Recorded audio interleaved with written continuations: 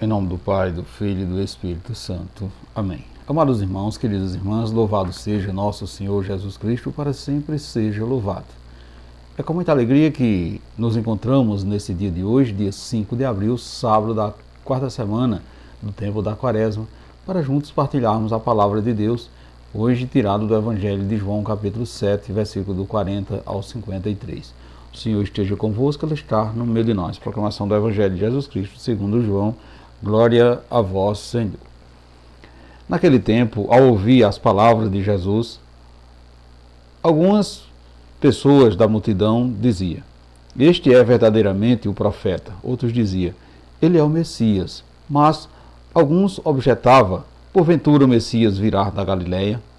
Não diz a Escritura que o Messias será da descendência de Davi e virá de Belém, povoado de onde era Davi?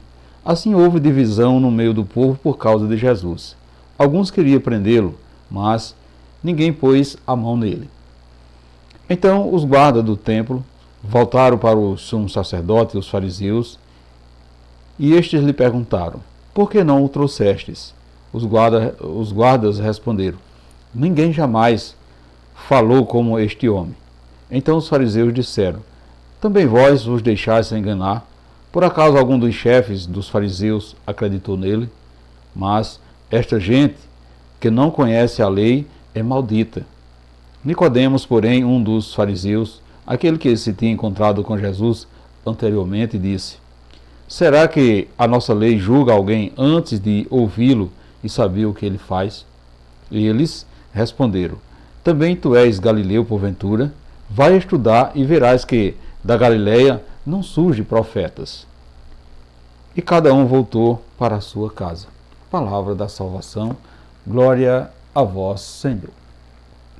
Caros irmãos, queridas irmãs, a palavra de Deus deste sábado da quarta semana da Quaresma nos apresenta uma cena bíblica que trata fundamentalmente da figura de Jesus e da sua descendência. Então perceba que os fariseus discutiam entre si se Jesus poderia ser filho de Deus, que ele era assim da Galileia. Então vemos que na cena bíblica, como os preconceitos sobre a figura de Jesus, ocorreu na rejeição de sua pessoa. É preciso, queridos irmãos, queridas irmãs, pedir a Deus a graça da convenção do coração para compreender Jesus a partir de dentro. É preciso pedir dele a graça de não viver a partir da superficialidade ou de uma vida de fé a partir do exterior, onde o que dita não é a essência e sim as aparências. Então que possamos aprender, ou seja, que possamos assim entender Jesus através dos seus gestos e sinais e não a partir da sua origem, por mais humilde que seja, elas nos revela o jeito humano de Deus se revelar a nós, nascendo numa família humana.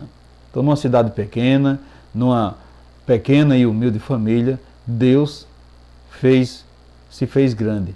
Esse é o mistério da fé. Portanto, meus irmãos, queridas irmãs, que esse tempo favorável da Quaresma, nos seus últimos instantes, nos inspire sempre a amar mais assim a perfeição que encontramos em Jesus, o Filho de Deus, em plena realização. Então que a Quaresma vá sempre nos levar a nos inspirar essa perfeição que encontrar em Jesus, o Filho de Deus, essa realização do plano de Deus. Portanto, caros irmãos, queridas irmãs, veja que o Evangelho relata que algumas pessoas procuravam prender Jesus, mas os guardas se recusavam a fazê-lo, pois o reconhecia pelas obras que realizava e pela palavra que ele dirigia às multidões e alegava dizendo: ninguém jamais falou como este homem. Eles eram justamente gente do povo, considerados malditos, pois não tinham acesso à lei. No entanto, o simples fato de ter tido uma experiência com Jesus abriu os olhos daquelas pessoas para acolhê-lo como um enviado de Deus.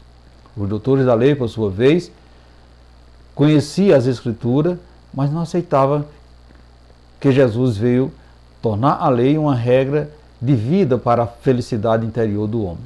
Não havia tido um encontro de salvação. Portanto, caros irmãos, queridas irmãs, assim também acontece conosco. Estudamos as leis, conhecemos a história, porém, se não tivermos uma experiência pessoal com Jesus, se não tivermos um encontro com a sua palavra, que faz vida na nossa vida, nunca iremos aceitá-lo como Salvador, como caminho, verdade e vida. Como os sacerdotes e os fariseus, nós também vemos apenas as aparências e julgamos segundo o que o nosso raciocínio lógico nos conduz. Portanto, meus irmãos, queridas irmãs, por amor a Deus, muitas vezes ferimos o nosso irmão, a nossa irmã, negando o mandamento que é o amor ao próximo. Muitas vezes nos dividimos por causa de Jesus e nos apegamos às coisas que não têm importância. Por isso, nos atrapalhamos e prejudicamos a vivência da regra da vida, que é o amor de Deus e ao próximo como a nós mesmos. Somos inflexíveis nos nossos julgamentos e não deixamos que as outras pessoas se defendam e justifiquem as suas ações. Por isso, meus irmãos, queridas irmãs, nesse dia de hoje, devemos repensar, analisar direitinho. Será que realmente conhecemos verdadeiramente a lei de Deus? Em que consiste a lei e os mandamentos do Senhor? O que você sabe sobre Jesus Cristo? Como ele tem acontecido na sua vida? Como você percebe a presença de Jesus em sua vida? Você já teve esse encontro pessoal com ele? Você já teve essa profunda intimidade com ele para realmente redescobrir que ele é o Messias, que ele é o Salvador? Portanto, meus irmãos, queridas irmãs, reflita isso nesse dia de hoje e peçamos ao Pai para nos ajudarmos a acolher sem preconceito a revelação de Jesus, pois sua identidade messiânica de Filho de Deus transparece nas palavras e nos sinais que ele realizou. Assim seja. Amém. Meus irmãos, queridas irmãs, desejo a todos vocês um santo e abençoado sábado e que desça sobre vocês, sobre sua família, a bênção desse Deus que é todo-poderoso, Ele que é Pai, Filho e Espírito Santo. Amém. E ficamos todos nessa paz que vem de Cristo, que é o nosso Salvador, agora e sempre. Amém.